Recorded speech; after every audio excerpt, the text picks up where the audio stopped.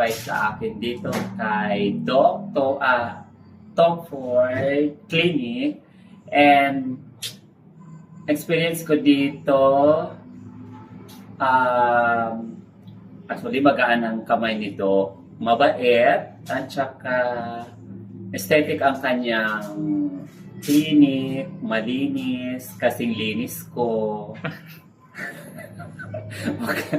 Diba? O ayan, iniimbitahan ko kayo na pumunta dito. Very affordable si Doc and very accommodating yung kanyang receptionist. Maganda, balingkinitan, sexy, 12 ang bewang. Ayun. Salamat. Kaya, punta na po kayo. Salamat.